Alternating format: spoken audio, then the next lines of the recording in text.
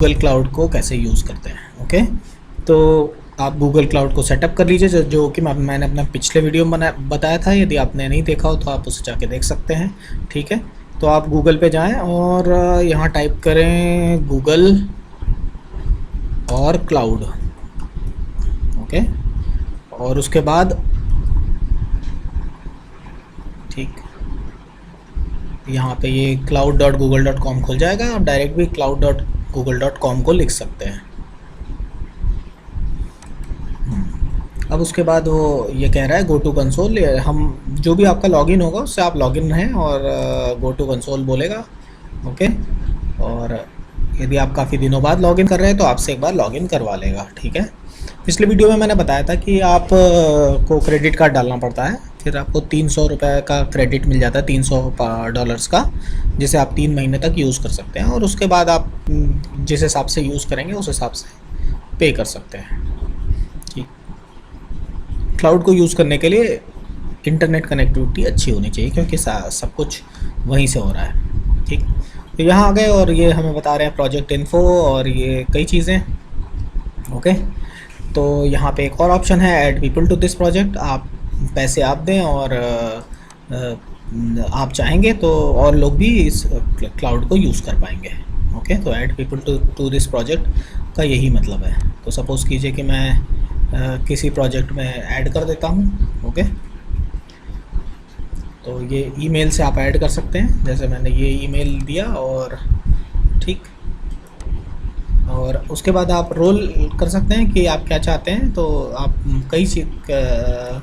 कई रोल्स आप बना सकते हैं। एडिटर, ओनर बना देंगे तो उनके पास सिस्टम को ऐड और डिलीट करने का ऑप्शन होगा। ठीक है, तो चलिए मैं ओनर बना देता हूँ। अभी ट्रस्ट हो तभी ओनर बनाइए, अदरवाइज़। ठीक है, अब जो भी मैं सिस्टम्स बनाऊंगा या जो भी सिस्टम्स सॉफ्टवेयर रेंट पे लूँगा, ये इस प्रोजेक्ट के तहत दोनों पे अवेलेबल रहेंगे। ओके, उसके बाद आइए देखते हैं कि ये दूसरी चीज़ें हैं कि कौन कौन से रिसोर्सेज कैसे कैसे हम यूज़ कर रहे हैं। ठीक, अब आते हैं हम इस प्रोजेक्ट में यूज़ करते हैं कंप्यूट इंजन को। ठीक है, कंप्यूट इंजन यानी फिज़िकल हार्डवेयर जो हम यूज़ करने वाले हैं, तो हम अपनी ज़रूरत के हिसाब से गूगल से रेंट पर लेंगे और वो आपको बजट भी बताएंगे। ठीक है, ठीक है, थोड़ा इंटरनेट स्लो है, वेट करते हैं। तो आ गया ये कंप्यूट इंजन, क्लिक कर लिया।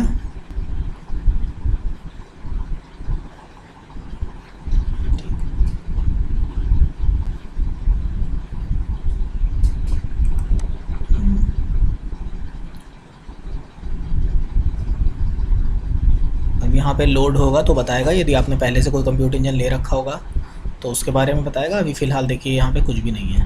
ओके, तो हम क्या कर सकते हैं, हम ऐड कर सकते हैं। क्रिएट इंस्टेंस कह रहे हैं, यानी आप एक सिस्टम को क्रिएट कर लीजिए।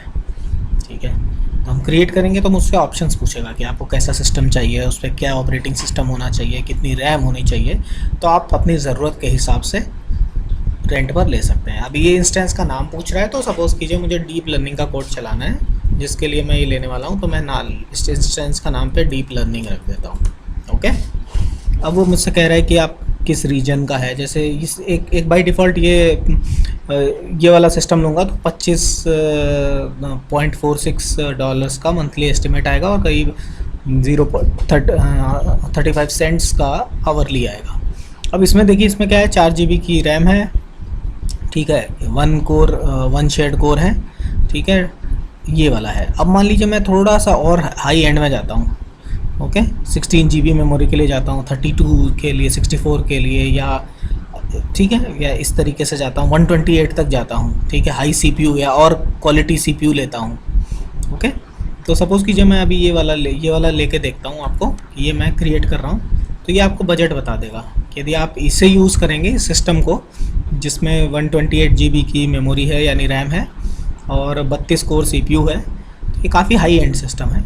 तो आपको इतने मंथली पड़ेगा और करीब 1.074 यानी करीब 80-90 रुपये पर घंटा पड़ेगा। लेकिन आप खुद सोचिए कि ये इस तरह के कॉन्फ़िगरेशन का सिस्टम यदि आप लेने जाएंगे तो 20 लाख के आसपास का मिलेगा और आप आसानी से इसे ₹80 का 1 घंटे में यूज़ कर सकते हैं। और आपको जो भी कोड एग्जीक्यूट कराना है उस कोड को लिख लीजिए, इस सिस्टम पे अपलोड करिए, आउटपुट लीजिए और आराम से 80-90 रुपये देकर छुटकारा पाइए। ठीक है, फ़िलहाल मैं कोई छोटा सिस्टम ले लेता हूँ क्योंकि आपको बताना है। ठीक है, तो ये ले लेता हूँ सबसे छोटा सिस्टम। इसका बहुत कम पैसा है। ओके, चलिए मैंने ले लिया। अब ये मुझसे ऑपरेटिंग सिस्टम पूछ रहा है, तो डेबियन GNU लाइनक्स, आप चाहें तो और कुछ भी कर सकते हैं। ठीक है, और ऑप्शंस हैं। यदि आप HTTP ट्रैफिक अलाउ करना चाहते हैं, ओके कर दीजिए। अलाउ मतलब आप यदि कोई वेब सर्विसेज या अपाची वेब सर्वर इस तरीके का कुछ इंस्टॉल करना चाहते हैं तो आपको ये अलाउ करना पड़ेगा। ओके, यहाँ तो कुछ एरर बता रहा है, तो कोई बात नहीं, मैं ये वाला ले लेता हूँ जो इनका डिफ़ॉल्ट था। ठीक है, इसमें शायद HTTP इसका दिक्कत होगा। ओके, तो ये मैंने ले लिया और फाइनली अब मैं क्रिएट करने जा रहा हूँ।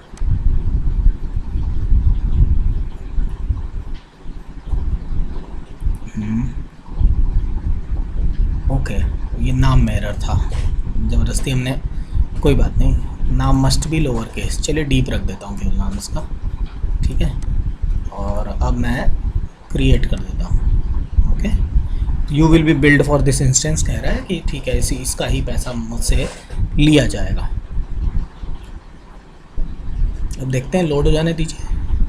ये वहाँ पे हम मेरे लिए सिस्टम क्रिएट कर रहा है। ठीक है, मैंने क्योंकि IP भी इनेबल कर रखा था तो मुझे शायद एक एक्सटर्नल IP भी करके दे। एक्सटर्नल IP इसने नहीं दिया, तो क्या मैंने इनेबल नहीं किया था?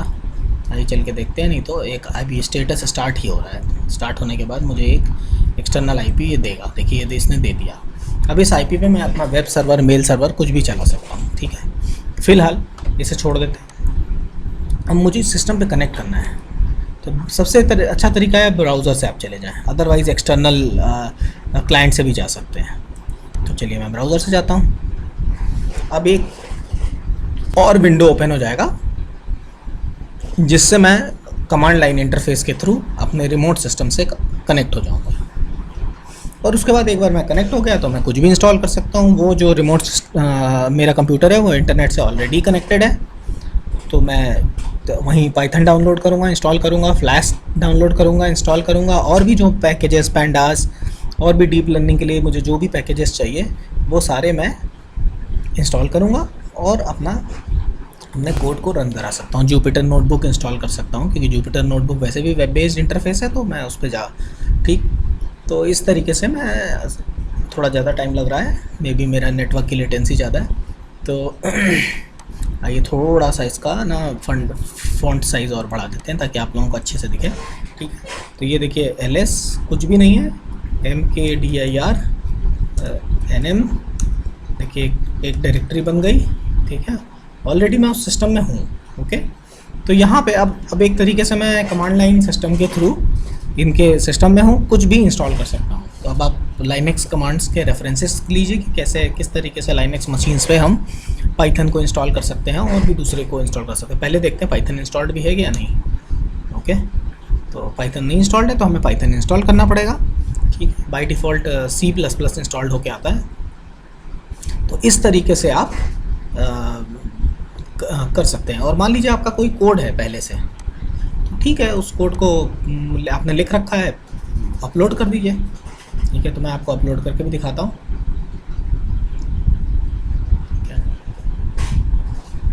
ये है, ठीक है, तो मैं अभी कोई भी रैंडम फाइल अपलोड करके दिखाता हूँ।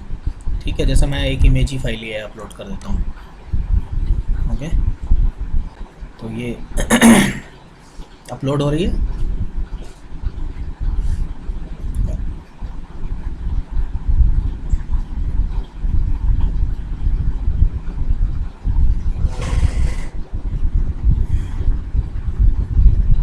हो गई अपलोड,